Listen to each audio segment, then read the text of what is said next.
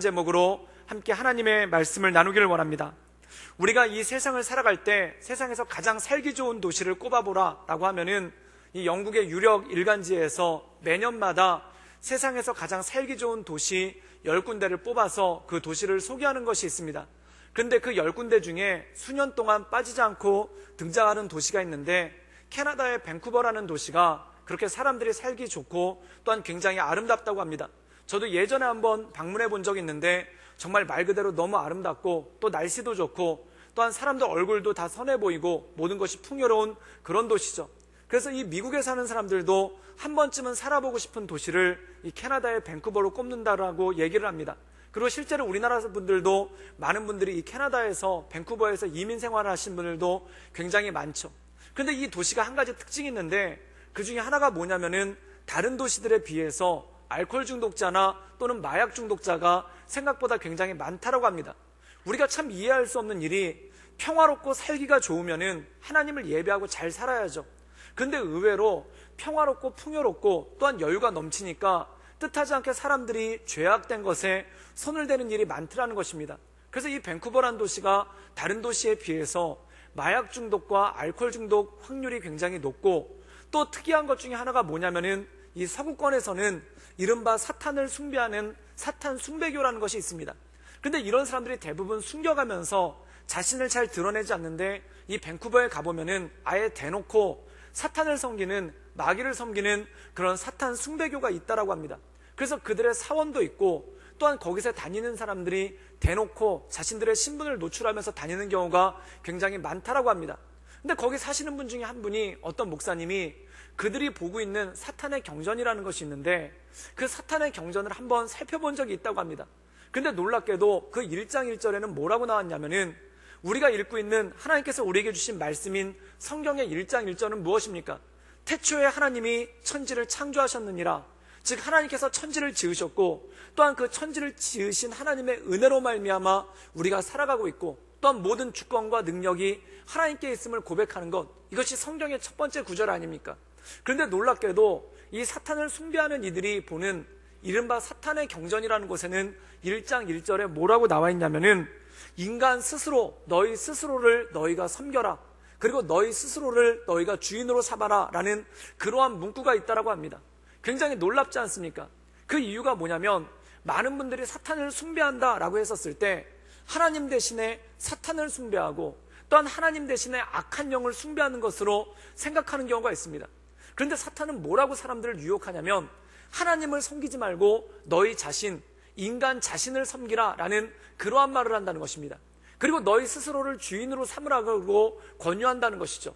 그런데 놀랍게도 창세기 3장에 보면은 이 마귀가, 사탄이 뱀의 형상을 하고 아담과 하와에게 나타나죠. 그리고 아담과 하와를 뭐라고 유혹을 하냐면은, 너희가 선악과를 따먹어라, 그럼 너희가 선악을 알게 돼서 하나님같이 되어질 것이다 라고 유혹을 한다는 겁니다.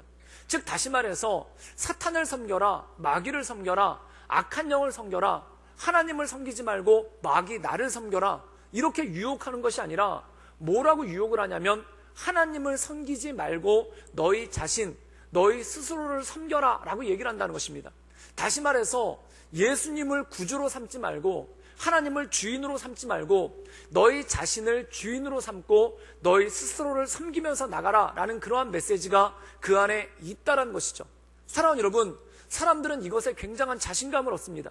그래서 뭔가에 억압되거나 또한 하나님께 종속되는 게 아니라 내 스스로 나의 삶을 이끌어가고 내 스스로 나의 삶을 결정해가고 또한 내 스스로 자유로운 삶을 살고 싶어하는 그러한 사람의 죄악됨을 가지고 나온다는 것이죠.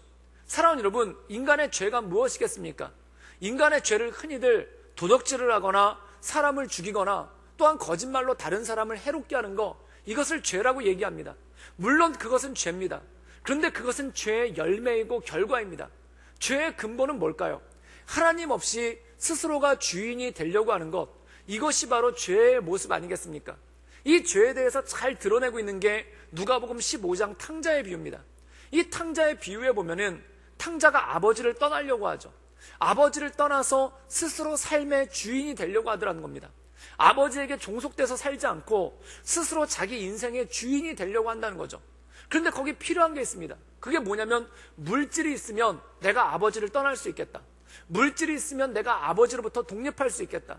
나한테 물질이 있으면 내가 하나님을 떠나서 스스로를 주인 삼고 살 수 있겠다라는 그러한 메시지가 있지 않습니까? 사랑하는 여러분, 사단이 우리에게 주는 유혹이 바로 이것입니다. 지금 네가 물질이 없고 가난하니까 하나님 믿지.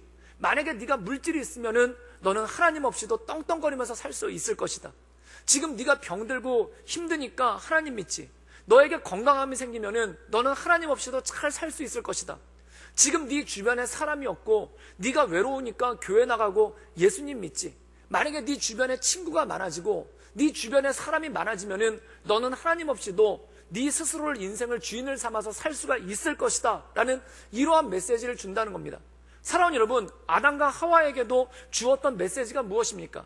네가 선악과를 따먹고 선악을 분별해서 지혜롭게 된다면 너는 하나님처럼 되어서 하나님 없이도 살 수 있을 것이다 라는 이러한 메시지를 주지 않습니까? 탕자에게도 이 둘째 아들에게도 주어진 메시지는 똑같다는 겁니다. 그게 뭐냐면 네가 지금 돈이 없어서 지금 네가 물질이 없어서 네 아버지한테 매달리면서 살고 있는데 언제까지 그러고 살 거냐? 물질이 주어지면은 이제 네 아버지한테 매달리지 않고 네 아버지 집에 거하지 않고 네 맘대로 뜻대로 살 수 있을 것이다 라는 메시지를 우리에게 끊임없이 던져준다는 것입니다. 탕자가 아버지로부터 물질을 받아냅니다. 유산을 받아냅니다. 그 물질을 받자마자 탕자가 제일 먼저 했던 게 뭡니까? 아버지의 집을 떠나서 그 물질을 가지고 스스로 독립된 삶을 살려고 하죠. 그런데 결과는 무엇입니까? 행복했습니까? 그게 아닙니다. 더 비참해지고 더 힘들어지고 더 어려워지는 그러한 모습이 그 안에 있었다라는 것입니다. 사랑하는 여러분, 사람이 하나님을 떠나서 행복할 수 있는가? 사람이 하나님을 떠나서 자유로울 수 있는가? 사람이 하나님을 떠나서 온전한 삶을 살 수 있는가? 그것은 불가능하다는 것입니다. 이 19세기에 영국에서 쓰여진 소설 중에 올리버 트위스트라는 소설이 있습니다. 찰스 디킨즈라는 작가가 썼는데 이 올리버 트위스트, 우리나라는 고아 올리버라는 이름으로 번역이 됐죠. 아마 많은 분들이 읽어보셨고 아마 많은 어린아이들이 읽어본 책, 세계 명작 중에 하나가 바로 이 올리버 트위스트입니다. 근데 거기 보면은 이 소년에게 꿈이 있는데 이 소년이 어린 시절 어머니가 죽고 아버지를 잃어버려서 고아원에서 살고 있습니다. 근데 이 고아원에서 억압이 너무 심한 거예요. 그래서 먹을 것도 제대로 주지 않고 크고 작은 폭행들이 이어지고 인생을 억압하는 그러한 갑갑함이 있죠. 그래서 이 올리버 마음 가운데 소원이 있는 거예요. 이 억압을 벗어나서 자유로울 수 있다면, 이 억압을 벗어나서 내가 해방될 수 있다면, 그래서 기회가 와서 이 고아원에서 탈출을 합니다. 그런데 놀랍게도 탈출을 했는데 그가 어디로 갔냐면은 길거리로 나가게 된 거예요. 처음에 길거리로 나가게 됐을 때는 내가 자유다, 내 인생에 억압이 사라졌다라고 좋아했죠. 그런데 그가 뭐가 됐냐면은 길거리에서 소매치기들을 만나고 길거리에서 도둑들을 만나요. 그래서 10살밖에 안 된 올리버가 소매치기가 되고 그리고 도둑이 되어버리더라는 겁니다. 사랑하는 여러분, 그게 바로 온전한 자유겠습니까? 억압을 벗어난 건 맞는데 그게 온전한 자유겠습니까? 그런데 나중에 이 올리버가 아버지를 만나서 아버지의 집으로 돌아갑니다. 아버지의 집으로 돌아갔을 때 온전한 자유가 있는 거예요. 많은 사람들이 억압으로부터 벗어나야 된다고 하면서 길거리로 뛰쳐나갑니다. 그리고 길거리로 뛰쳐나가서 자유라고 얘기를 하는 거예요. 그런데 그건 참된 자유가 아니죠. 참된 자유는 어디서 오는가? 아버지의 집으로 돌아갔을 때, 그리고 우리가 하나님 품으로 돌아갔을 때, 하나님의 은혜 가운데 거하게 될 때 온전한 자유를 누릴 수 있고 온전한 능력을 누릴 수 있는 힘과 능력이 있다는 것입니다. 사랑하는 여러분, 인간은 스스로 혼자 살 수가 없습니다. 하나님을 의지해야지만 살 수 있고 하나님을 붙잡아야지만 살 수 있고 하나님의 이름을 불러야지만 살 수 있는 것이, 그것이 바로 사람이라는 것이죠. 그 어떤 연극을 하시는 분이 있는데 이분은 전문 연기자입니다. 그런데 연극만 해가지고는 생계가 막막하니까 이분이 아르바이트를 한 거예요. 그런데 그 아르바이트가 뭐냐면은 정신병원에 가서 의사 선생님을 도와서 역할극을 하는 그러한 아르바이트를 한 겁니다. 그래서 이 정신병원에서 정신과 의사 선생님이 환자를 불러놓고 상담을 하는데 그 연극하시는 분을 옆에다 놓고 소개를 해주는 거예요. 이 사람이 당신 형이라고, 이 사람이 당신 아빠라고, 이 사람이 당신 오빠라고 소개를 해주는 거예요. 그러면은 처음에 환자들이 믿지를 않다가 이분이 연극 배우니까 너무 자연스럽게 그동안 잘 지냈어? 그동안 어떻게 지냈어? 이렇게 얘기를 하니까 진짜 오빠로 알고 아빠로 알고 그리고 형으로 알더라는 겁니다. 그래가지고 이 연극배우 손을 환자들이 꼭 잡고 울면서 얘기를 하는데 그 하는 얘기들이 얼마나 구구절절하고 얼마나 사연들이 많은지 그걸 듣다가 눈물이 다 나더라는 거예요. 그래서 이 연극배우 하신 분이 어떤 생각이 들었냐면 이 사람들이 정신병원에 들어온 이유가 얘기를 들어줄 사람이 없어서, 자기의 사연을 들어줄 사람이 없어서 그걸 마음에 품고 있다 병이 나서 정신병원에 들어왔구나. 그래서 내가 이 사람들의 얘기를 들어줘야 되겠다. 그래서 이분이 자원봉사자가 돼가지고 전에는 아르바이트를 했는데 그 환자들 중에 몇 명 기억에 남는 사람들을 따로 면회를 와서 만나고 형이 왔어, 오빠가 왔어 라고 얘기를 하면서 그들의 얘기를 들어주고 위로를 해줬다는 겁니다. 그런데 놀라운 사실을 한 가지 깨닫게 됐는데 그게 뭐냐면은 그렇게 정이 가고 마음이 가는 사람이라서 만나줬는데 5번을 만나고 나니까 그 다음부터는 못 만나겠더라는 거예요. 딱 5번 만나서 그들의 사연을 들어주고 같이 울어주고 같이 손잡아주고 안아주고 눈물도 흘려줬는데 그 다음부터 못 만나겠더라는 거예요. 그 이유가 뭔가라고 생각을 해봤더니 자기가 지고 있는 짐조차가 엄청나게 무겁더라는 겁니다. 다시 말해서 그 환자가 지고 있는 인생의 짐이 100이라면은 이 연극배우가 자기가 지고 있는 짐이 80이더라는 겁니다. 즉 다시 말해서 자기는 그 임계점을 넘지를 않았기 때문에 정신병원에 안 들어간 거지, 자기가 살아가는 것도 자기 인생 가운데 어마어마하게 많은 짐들이 있는 거예요. 그런데 내 짐도 내가 잘 감당을 못하는데 다른 사람의 짐을 들려고 해주다 보니까 자기도 나중에는 감당이 되지 않고 굉장히 힘들어지기 시작하더라는 겁니다. 거기서 한 가지를 깨달은 거예요. 인간이 다른 사람을 어느 정도는 위로해 줄 수 있는데, 다른 사람의 사연을 어느 정도는 들어줄 수 있는데 그것을 완전하게 들어줄 수는 없구나, 완전하게 그를 위로할 수는 없구나, 완전하게 그를 붙잡아 줄 수는 없구나. 거기서 인간의 연약함을 느꼈더라는 것입니다. 어떤 목사님이 교회를 개척을 했는데 그 목사님이 간증을 하셨어요. 교회를 개척했는데 처음에 교회 사무실도 없고 예배당 하나만 덩그러니 있으니까 이 목사님이 주일날 말고도 평일날 예배당에 와가지고 기도도 하고 말씀도 보면서 그렇게 있었다는 거예요. 근데 예배당에 혼자 있다 보면은 가끔 구걸하러 들어오시는 분들이 있더라는 겁니다. 그런데 구걸하러 오시는 분들이 대부분이 술에 취해 있거나 또한 옷이 굉장히 더러워서 악취를 풍기면서 들어오는 경우가 많은데, 술 취하거나 악취를 너무 많이 풍기면은 이분도 마음이 어려워가지고 그냥 빨리 돈을 줘서 돌려보낸다는 겁니다. 그래서 식사비 정도 챙겨줘가지고 빨리빨리 돌려보냈는데, 그런데 어느 날 한 분이 구걸하러 오셨는데 이분은 좀 다르더라는 거예요. 그게 뭐냐면 술에 취해 있지도 않고 얼굴도 깨끗하고 그리고 옷이 굉장히 남루하긴 한데 깨끗한 옷을 입고 냄새도 나지 않는 옷을 입고 그리고 굉장히 멋쩍은 모습으로 와서 구걸을 하더라는 겁니다. 그래서 이 목사님이 순간적으로 생각한 게, 이분은 구걸을 시작하신 지 그리고 길거리에서 주무시기 시작한 지 얼마 되지 않았구나. 그래가지고 불쌍한 생각이 들고 안쓰러운 생각이 들더라는 겁니다. 그래서 그분한테 제가 돈을 드릴 테니까 여기 잠깐 앉아서 뜨거운 차라도 한 잔 드시고 가십시오. 날씨도 추운데 와서 몸 좀 녹이고 그러고 가십시오. 그래서 뜨거운 차를 대접을 했다는 거예요. 그러면서 이 뜨거운 차를 나누면서 이 두 분이 마주 앉아가지고 얘기를 했는데 그 노숙인 분이, 구걸하러 오신 분이 자기 인생 이야기를 하더라는 거예요. 원래는 목수였는데 목수를 하면서 돈을 벌었는데 공사장에서 일을 하다 떨어졌다는 겁니다. 그래서 몸을 크게 다쳐가지고 병원에 입원했는데 병원비로 쓰다 보니까 모든 재산이 다 사라졌고, 또한 병원에서 퇴원을 하고 났는데 한쪽 다리를 못 쓰게 돼가지고, 그래가지고 일을 더 이상 할 수가 없어서 전전긍긍하게 버티다가 결국 모든 가족들이 흩어지고 자기는 길거리에 나앉게 됐다는 겁니다. 근데 그 얘기를 하는 동안 이분에 대해서 얼마나 불쌍한 마음이 들었는지, 또한 얼마나 안쓰러운 마음이 들었는지 그분의 이야기를 듣고 좀 목돈, 큰 돈을 챙겨가지고 이분한테 드리려고 했다는 거예요. 그때 그분이 일어나면서 그 봉투에 든 돈을 사양하면서 뭐라고 얘기하냐면, 괜찮습니다. 그러면서 뭐라고 얘기를 하냐면은, 내가 오늘 돈보다 더 큰 걸 받은 것 같습니다. 그러면서 고맙다라고 얘기를 하고 목사님한테 고맙다고 손을 붙잡아주고 나가더라는 거예요. 그때 목사님이 굉장히 큰 걸 깨달았다는 것입니다.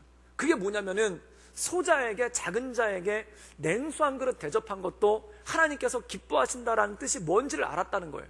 그래서 사람들에게는 돈도 필요하지만, 생활할 수 있는 최선의 돈도 필요하지만 얘기해 줄 사람, 그 사람들의 사연을 나눠줄 사람이 필요하구나. 그래서 이분이 역전 앞에다가 조그만 상담센터를 만들고 거기 쉼터를 만들어서 이 노숙인들 가운데 술 취하지 않은 사람들이 오면은 그분들의 얘기를 들어주고 상담도 하고 함께 기도를 해주는 그런 사역을 감당을 했다는 거예요. 그런데 1년을 하고 난 다음에 이 목사님이 솔직하게 얘기를 하시는데 도저히 못하겠더라는 겁니다. 너무너무 힘들더라는 거예요. 그래서 뭐가 이렇게 힘든가 생각을 해봤더니 첫 번째로 하루에 5명 이상은 얘기를 들어주지를 못하겠고, 그리고 같은 사람을 3번 이상은 만나지를 못하겠더라는 겁니다. 그래서 처음에는 내가 이렇게 사랑이 없는 사람이구나, 내가 이렇게 부족한 사람이구나, 그리고 기도하면서 엎드려 봤더라는 거예요. 그런데 이분이 한 가지를 깨달았는데 그게 뭐냐면 사람은 사람의 짐을 들어줄 수 없다는 걸 깨달았다는 겁니다. 나도 지고 있는 짐이 있고 나도 인생의 무게가 있는데 그 노숙인들이 지고 있는 인생의 짐이 100이라면은 자기가 지고 있는 짐이 80이더라는 거예요. 그래서 감당할 수가 없다는 걸 깨달았더라는 겁니다. 사랑하는 여러분, 욥기에 보면은 기가 막힌 말씀이 나옵니다. 욥기서는 1장과 2장은 욥이 당한 어려움에 대해서 나옵니다. 욥은 당대의 의인이죠. 그리고 굉장히 거룩하고 하나님을 경외하는 사람이었습니다. 그런데 이 사람에게서 불행이 닥쳐요. 병들고 자식들이 다 죽고 있던 재산마저 탁 없어지는 그러한 일들이 생기죠. 그때 3장부터 보면은 욥의 친구들, 3명의 친구들이 와서 위로를 합니다. 얼마 동안 위로를 하냐면 일주일 동안 위로를 하는 거예요. 사랑하는 여러분, 욥도 의로운 사람이고 욥의 친구들도 의로운 사람이에요. 그리고 이 욥의 친구들이 하는 말을 들어보면은 이 사람들은 신앙이 없는 사람이 아닙니다. 신앙도 깊은 사람이고 또한 하나님에 대한 경외함이 있는 사람, 그리고 욥에 대한 사랑이 있는 사람이에요. 그런데 놀랍게도 일주일 동안 울어주고 난 다음에 그 다음부터는 계속 다툽니다. 욥과 욥의 세 친구의 논쟁, 쉽게 말해서 논쟁이지 정확하게 얘기하면 다퉈요. 그래서 그들이 얘기를 하는데 처음에는 슬슬 비아냥거리고 비꼽니다. 세상에 너희들 없으면은 지혜로운 자들도 다 죽었겠구나, 세상에 너희들 빼면은 지혜로운 사람도 없었겠구나, 이러면서 슬슬 비아냥거리고 비꼬다가 이게 후반부로 넘어가면은 정말 말 그대로 막말에 가까운 욕설들을 서로 주고받는 그러한 모습이 나옵니다. 제가 그걸 보고 한 가지를 깨달았어요. 김병에 효자 없다는 말이 맞구나. 이 사람들이 욥을 감당을 못하는 거예요. 욥의 무거운 짐을 처음에 져주고 싶어서, 욥의 어려움을 위로해주고 싶어서 그러고 왔는데 일주일 동안 울어주고 나니까 그걸로 끝인 거예요. 더 이상 감당을 못하는 거예요. 그럼 이 사람들이 가식적으로 울어줬느냐? 아니에요. 진심으로 울어줬어요. 그럼 이 사람들이 욥을 사랑하는 마음이 없느냐? 아니에요. 진심으로 사랑해요. 어떻게든지 욥의 불행을 위로해주고 싶어요. 그런데 일주일 지나니까 비난하기 시작하더라는 겁니다. 왜 그럴까요? 욥이 지고 있는 인생의 무게를 다른 친구들이 함께 져줄 수가 없는 거예요. 함께 감당할 수가 없는 거예요. 그런데 놀라운 건 뭐냐면 그들이 더 이상 말을 하다가 정말 막말에 가까운 말들을 주고받다가 이제 내가 너희들이랑 말 안 하겠다, 내가 더 이상 너랑은 말 안 하겠다, 그래서 서로 말을 안 합니다. 그 말을 안 할 때 어떤 일이 벌어지냐면 하나님의 임재가 와요. 하나님께서 임재하셔서 욥에게 질문하십니다. 욥아, 네가 남자라면 허리를 동이고 내가 질문하는 것에 대답을 해보아라. 그리고 욥의 친구들에게도 말씀하십니다. 그때 어떤 일이 벌어지는가? 욥과 욥의 친구들이 무릎을 꿇는 거예요. 그리고 욥이 뭐라고 얘기하냐면 내가 전에는 하나님을 귀로만 들었었더니 이제는 내가 눈으로 보게 됩니다. 이게 무엇입니까? 인간의 문제라는 것이, 인간의 사슬이라는 것이, 인간의 짐이라는 것이 친한 친구들조차도 지어줄 수가 없더라는 겁니다. 그럼 어떻게 하면 이것이 해결되는가? 하나님을 만났을 때, 하나님의 임재를 경험했을 때 그 모든 것을 이겨나갈 수 있는 능력과 힘이 온다는 거죠. 그래서 예수님은 이렇게 말씀하십니다. 수고하고 무거운 짐진 자들아 다 내게로 오라. 내가 너희를 쉬게 하겠다는 겁니다.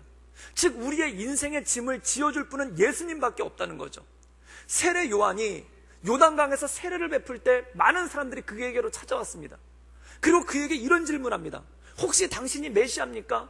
혹시 우리가 기다리던 그 사람입니까? 그리스도입니까? 라고 물어봅니다.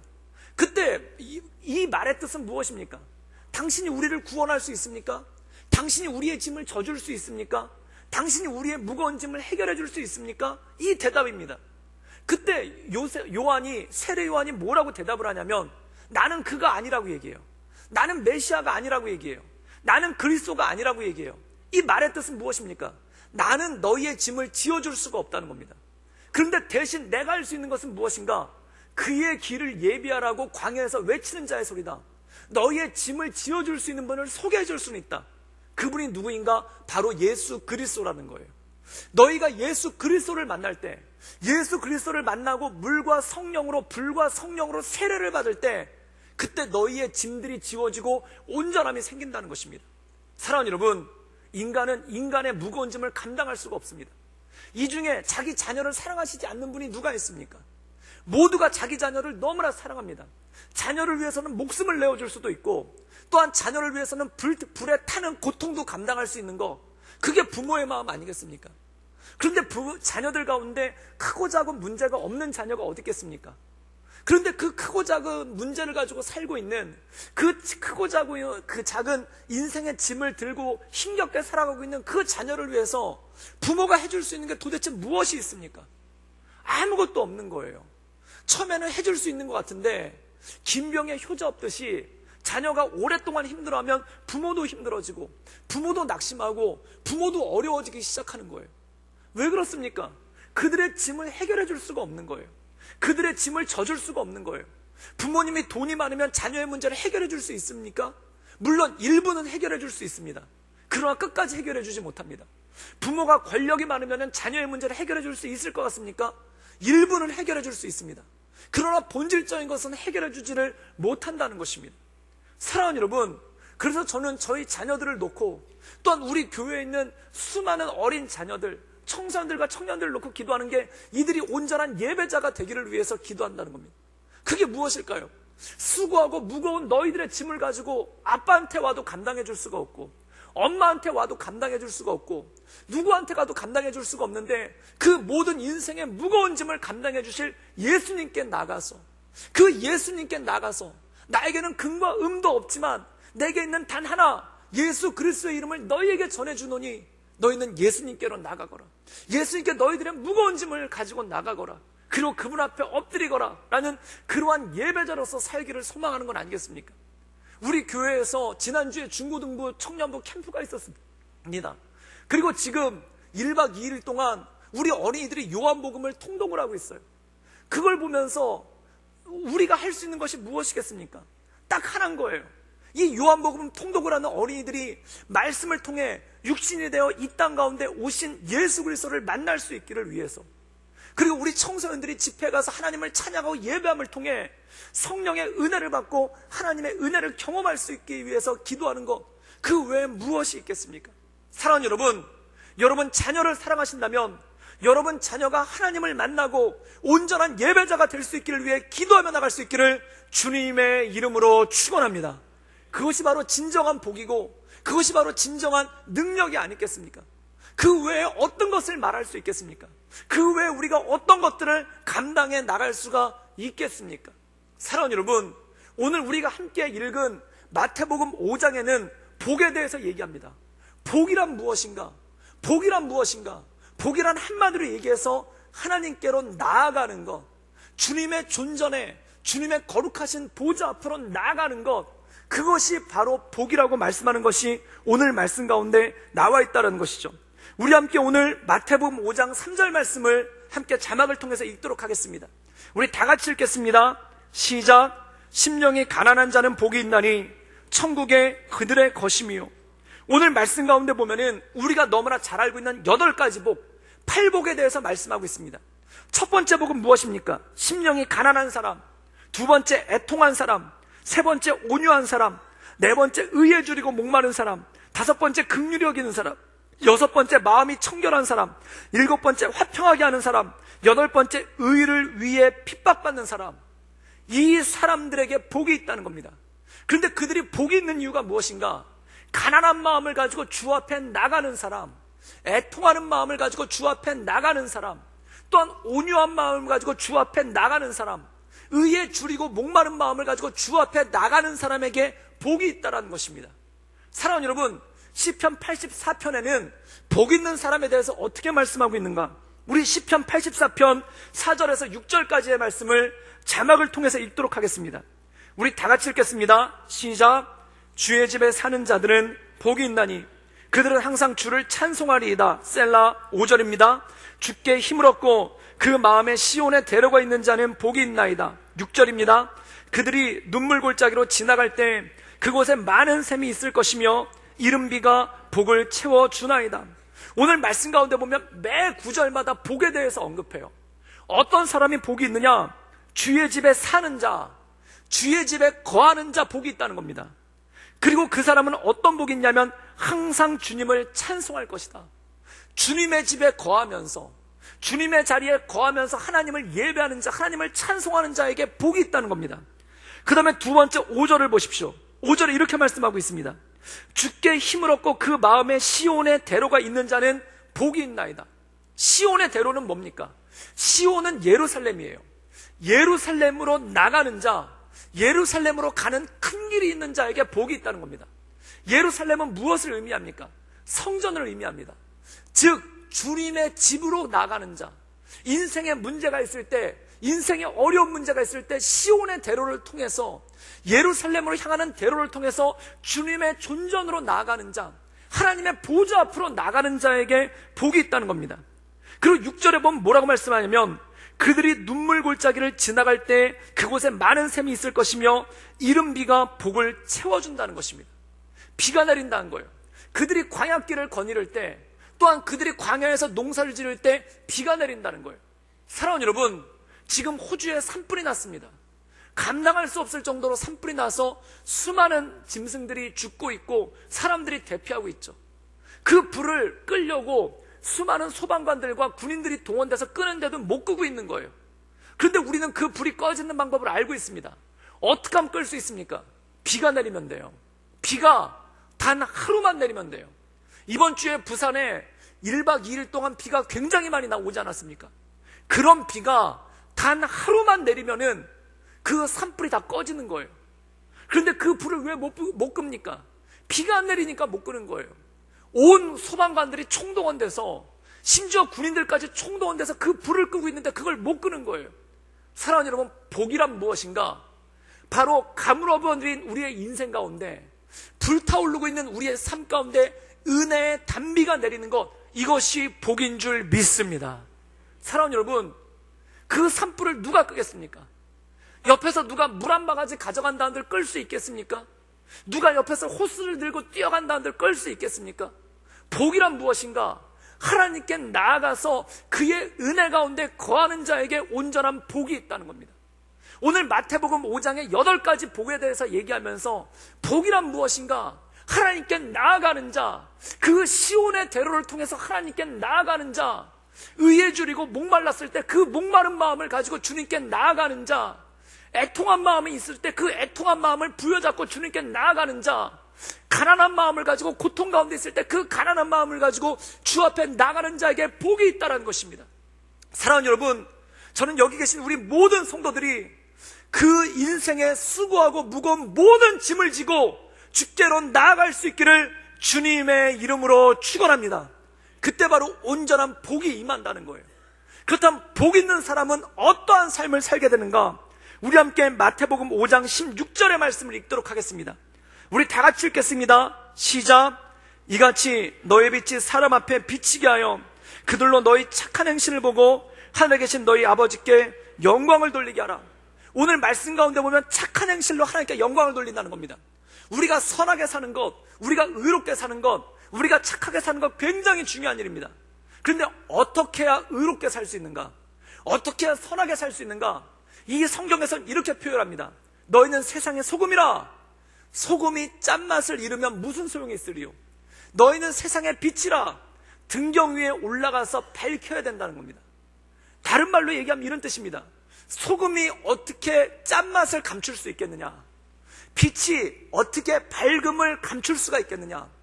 소금은 짠맛을 드러내는 것이 당연한 것이고 빛은 그 밝음을 드러내는 것이 당연한 거라는 겁니다. 마찬가지로 복 있는 사람은 그의 인생 가운데 복을 드러내는 것이 당연하다는 것입니다.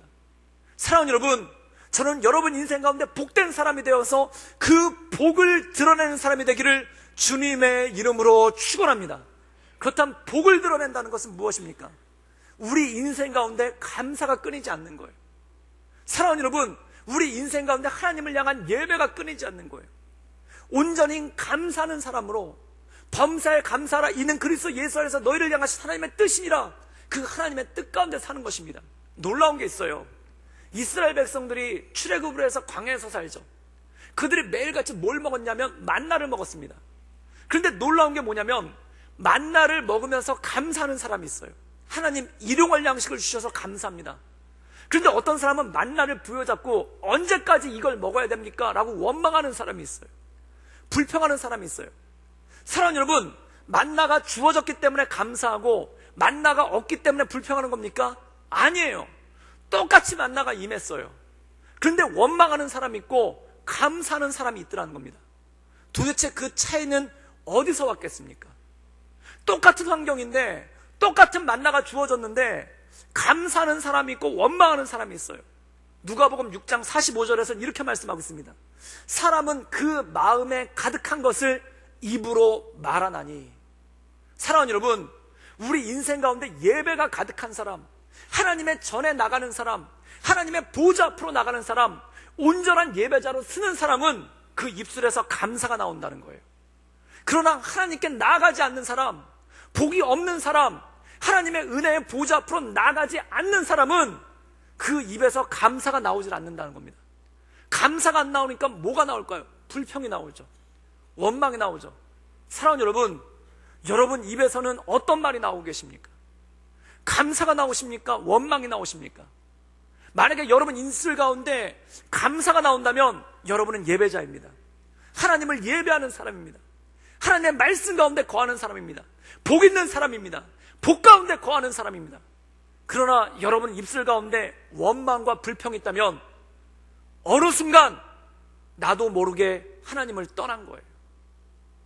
어느 순간 나도 모르게 예배의 자리에서 떠난 거예요. 내 마음 가운데 감사가 사라진 거예요. 내 입술에, 내 마음에 가득한 것이 입술을 통해서 나오는데 어느 순간 내 마음 가운데 감사한 것이 싸그리 사라진 겁니다. 주님께서 주시는 복 가운데 거하지 못한다는 거예요. 무슨 뜻입니까? 소금이 짠맛을 잃어버렸다는 거예요. 빛이 밝음을 잃어버렸다는 거예요. 사랑하는 여러분, 소금은 짠맛을 반드시 드러내게 되어 있습니다. 빛은 그 밝음을 반드시 드러내게 되어 있습니다.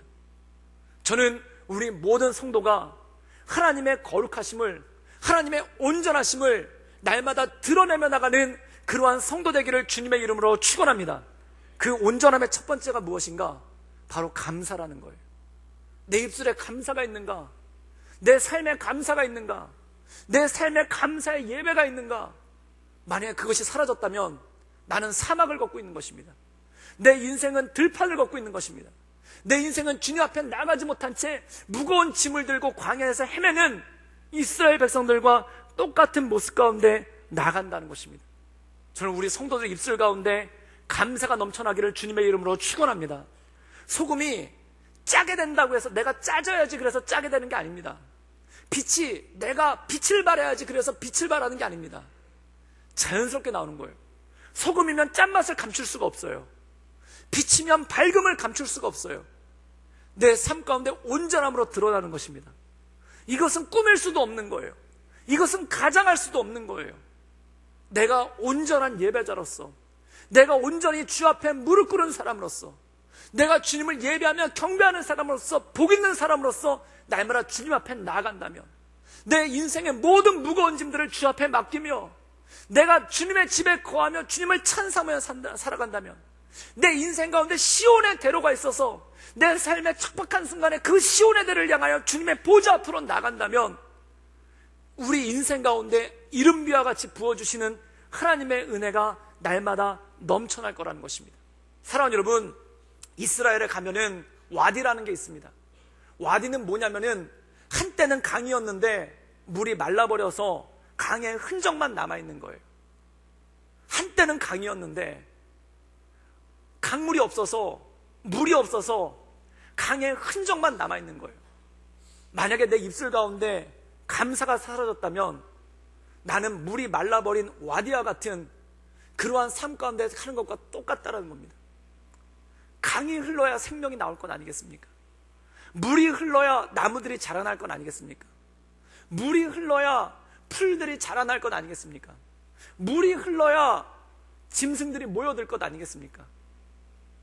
예배가 끊어지면 물이 말라버린 강과 똑같습니다. 먼지만 나는 거예요. 아무것도 잘할 수 없고 모든 것이 다 뿔뿔이 떠나버리는 거예요. 아무것도 잘할 수 없고 모든 것이 다 뿔뿔이 흩어지는 거예요. 사랑하는 여러분, 저는 우리 모든 성도들이 흘러넘치는 강물과 같은 은혜를 누리며 하나님께 나가는 온전한 예배자가 되기를 주님의 이름으로 축원합니다. 그래서 우리 구덕교회에 주님께서 복을 주셔서 예배하는 장소, 만민이 기도하는 집, 만민이 주 앞에 나와 예배하는 시온의 대로 주님의 집에 거하며 주님을 찬송하며 복 있는 사람으로 온전함으로 나가는 그러한 교회, 그러한 성도들 되시기를 주님의 이름으로 축원합니다. 함께 기도하시겠습니다. 늘 언제나 살아서 역사하신 주님, 주의 집에 거하며 주님을 찬양하는 자에게 복이 있다 말씀하셨고, 또한 그의 마음 가운데 시온의 대로가 있어 시온을 향해 달려가는 자에게 복이 있다 말씀하셨고, 또한 복 있는 사람은 광야길을 걸을 때 주님께서 이른비를 내려주시며 세민하게 하셔서 복이 있다 말씀하셨사오니, 하나님, 우리의 모든 무거운 짐들을 지고 또한 우리의 모든 고달픈 삶을 주님 앞에 올려드리며 주께 예배하며 하나님의 위로를 구하며 나가기를 원합니다. 수고하고 무거운 짐진 자들아, 다 내게로 오라, 내가 너희를 쉬게 하리라 말씀하셨사오니, 하나님, 수고하고 무거운 짐을 지고 다른 곳에서 헤매지 않게 하시며 주께로, 주님께로, 주님의 말씀 향하여 그 예배의 자리로 날마다 달려갈 수 있도록 주님, 우리 가운데 역사하여 주시옵소서.